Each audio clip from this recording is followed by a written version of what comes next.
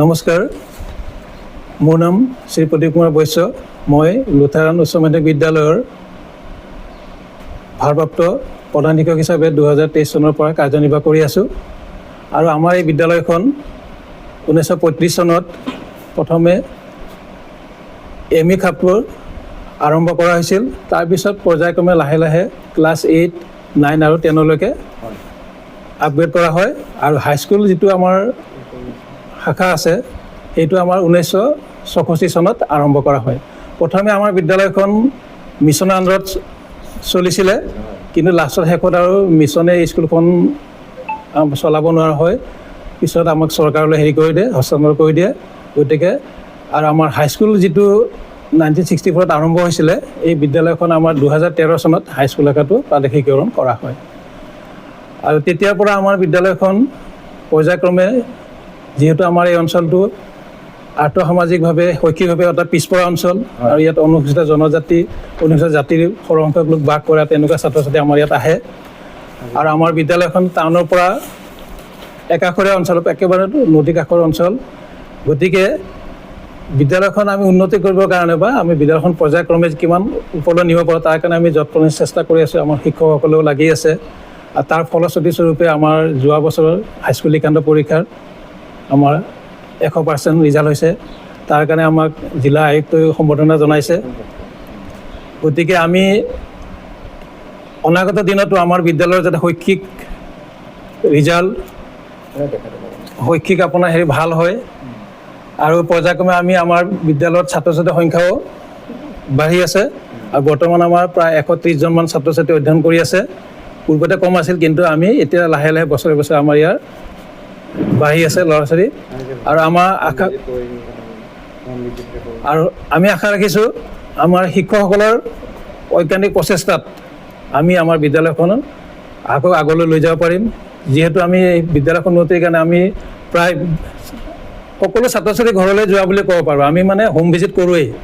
এতিয়া অকল পৰীক্ষা বুলি নহয় বা ক্লাছ 10ৰ ছাত্ৰ ছাত্ৰী বুলি নহয়, আমি সকলো ক্লাছ 6 বা 10ৰ ইতিমধ্যে আমি কালিও গৈছোঁ। আৰু ছাত্ৰ ছাত্ৰীৰ কিবা অসুবিধা হয়, কিবা হয়, আমি সেইখিনি চাওঁ। পাৰ্যায় মানে আমাৰ শিক্ষকসকলেও সহায় কৰি দিয়ে, কিতাপ পত্ৰ আদি দি, বহি চহি দি বা কলম চলম দি। গতিকে আমিও এইখিনি চেষ্টা কৰি আছোঁ যাতে আমাৰ এই পিছপৰা বৃহত্তৰ অঞ্চলটোত, যিহেতু আমাৰ উশাপুৰ গাঁও পঞ্চায়তত একমাত্ৰ বিদ্যালয় এইখন, গতিকে এই বিদ্যালয়খনৰ আমি যিমান পাৰোঁ আকৌ উত্তৰণ কৰিবৰ কাৰণে আমি সকলোৱে একান্তভাৱে লাগি আছোঁ। আৰু নিশ্চয় আমাৰ কিছুমান অসুবিধা আছে বিদ্যালয়খনৰ। ধৰি লওক 1 নম্বৰত আপোনালোকে আহি দেখিছেই, আমাৰ চাৰিবেৰ নাই, ৱাল নাই। গতিকে এইটো আমি পঞ্চায়ততো কৈছোঁ। আমি সেইদিনাখন গৈ আমাৰ মাননীয় বিধায়ক মহোদয়কো লগ ধৰিছোঁ, তেখেতে হ'ব বুলি কৈছে। আমি আশা ৰাখিম নিশ্চয় আমি এইটো বৰ্ষতে আমি আমাৰ বিদ্যালয়ৰ চাৰিবেৰ লাভ কৰিম। তাৰ উপৰি আমি চৰকাৰৰ এইটো সমগ্ৰ শিক্ষাৰ পৰা আমি এইবাৰ মেথছ আৰু বিজ্ঞানাগাৰ লাভ কৰিছোঁ, ছায়েন্স মেথছৰ। তাৰপিছত যোৱা আপোনাৰ 2 বছৰ আগত আমি ডিজিটেল লাইব্ৰেৰী লাভ কৰিছোঁ। গতিকে আমাক যিখিনি আমাৰ প্ৰয়োজন আমি পাই আছোঁ। কিন্তু আমাৰ এতিয়া অন্যতম প্ৰয়োজন হৈছে আপোনাৰ চাৰিবেৰটো। আৰু চাৰিবেৰ নথকাৰ কাৰণে আমাৰ ইয়াতে অলপ মানে অসামাজিক কাৰ্যকলাপটো অলপ দেখিবলৈ পোৱা যায়। গতিকে এইটো স্কুল ছুটি হোৱাৰ পিছত আমাৰ এজন চকীদাৰ থাকে বাৰু ইয়াত, তেখেতে ৰাতিও থাকে, নাইট চকীদাৰ নহয় যদিও তেখেতৰ ঘৰ দূৰত কাৰণে ইয়াতে থাকে। গতিকে এজনে অলপ দিগদাৰ হয়। আৰু আমিও আহোঁ, কিন্তু মানে এইটো তেওঁলোকে মানে যিখিনি হেৰি কৰে অলপ ব্যক্তিগত আশাজত লৈ লয়, তেওঁলোকে ব্যক্তিগতভাৱে চায়। গতিকে সেইকাৰণে অলপ দিগদাৰ। আমি মাজতে ৰাইডাৰ আহিছিলে, তেওঁলোকে কৰে, কিন্তু ফলপ্ৰসূ এতিয়াও হোৱা নাই। তাৰমানে আমাৰ কি হয়, বিদ্যালয় খুলিলে আমি আৰু কিবা কিবি এইবিলাক বটল চটল এইবিলাকহে আমি বুটলিব লগা হয়, এনেকুৱা এটা অৱস্থা হয় কেতিয়াবা। গতিকে এতিয়া বৰ্তমান তেনেকুৱা হয় নেকি? এতিয়া আপোনাৰ অলপ কমিছে, কিন্তু মাজে মাজে 2-এটা হয়। কিন্তু ৰাতি হয় নেকি? ৰাতি হয় সাধাৰণতে। ৰাতি আপোনাৰ চকীদাৰ কোনো ভয় নকৰে, চকীদাৰ ক'লেও তেওঁলোকে কোনো হেৰি নকৰে। আৰু আপোনাৰ আমি ওচৰৰ টিচাৰখিনি অহাৰ লগে লগে তেওঁলোকে মানে পলাই গুচি যায়, যিহেতু ৱাল নাই, যোনফালে তোনফালে পলাই গুচি যায়। গতিকে এই ক্ষেত্ৰত আমাৰ সেইটো এটা সমস্যাই আছে। গতিকে চাৰিবেৰখন হ'লে নিশ্চয় আৰু অলপ যদি আমি লাইটৰ হেৰি কৰিব পাৰোঁ তেতিয়াহ'লে কমি যাব বুলি ভাবোঁ। আৰু নাম শ্ৰী ৰাজীৱ সিং, মই এইখন বিদ্যালয়ৰ সহকাৰী শিক্ষক। আমাৰ বিদ্যালয়খন ছাৰে কোৱা মতে আমি নদীৰ কাষৰ বিদ্যালয়, আৰু বৰ দুখীয়া শ্ৰেণীৰ ছাত্ৰ ছাত্ৰী আহে। তেওঁলোকৰ পঢ়াৰ টেবুল এখনো নাই, কিতাপ পত্ৰৰ চৰকাৰে যোগান ধৰে যদিও বহী কলম এইবিলাকৰ অভাৱ। আমি পৰ্যায় মানে চেষ্টা কৰোঁ, ঘৰতো যাওঁ, আৰু বহুত চেষ্টা কৰাৰ ফলত যোৱাবাৰ আমাৰ বিদ্যালয় ফলাফল হাইস্কুল শিক্ষান্ত পৰীক্ষাত 100% হৈছে আৰু আমি চেষ্টা কৰি যাম বুলি আশা কৰিছোঁ। তাৰ বাবে আমাক যাতে সকলো ফালৰ পৰা আমি চৰকাৰৰ পৰা আৰু সমাজ ব্যৱস্থাৰ পৰাও আমি সহায় সহযোগিতা আশা কৰিছোঁ। মই ৰণেন শৰ্মা, মই 1996 7 ফেব্ৰুৱাৰীত জইন কৰিছোঁ। এই স্কুলখন মই ME ছেকশ্যনত কৰিছিলোঁ, এতিয়া এমালুচন হৈ হাই ছেকশ্যন হ'ল, হাই হ'ল এতিয়া। এই ME ছেকশ্যনটো আপোনাৰ 1935ত আৰম্ভ হৈছিলে, মানে একাডেমীৰ 5 বছৰ পিছত স্কুলটো 95। ইয়াত তেতিয়া ডাঙৰ হোষ্টেল আছিলে, গোটেই গাৰো হিলছৰ পৰা আৰম্ভ কৰি কাৰ্বি আংলঙৰ পৰা আৰম্ভ কৰি গোটেই খ্ৰীষ্টিয়ান কমিউনিটিৰ, এইখন আচলতে লুথাৰান চাৰ্চৰ আছিলে স্কুল। এই আপোনাৰ গোটেই খ্ৰীষ্টিয়ান কমিউনিটিৰ ল'ৰা ছোৱালীখিনি ইয়াত পঢ়িছিলে। আপোনাৰ হেৰিয়াৰ ওচৰত এণ্ডেল হোষ্টেল আছিলে, এণ্ডেল হোষ্টেলৰ 80% ল'ৰা ছোৱালী ইয়াত আহিছিলে। সেইটো সময়ত বহুত ষ্টুডেণ্ট আছিলে। তাৰপিছত ক্ৰমান্বয়ে 1964ত হাইস্কুলখন হ'ল। হাইস্কুলখন ভেঞ্চাৰ হৈ আছিলে। এই 2013ত লাষ্ট ফেজত হাইস্কুলখন প্ৰভিঞ্চিয়েলাইজ হৈছে।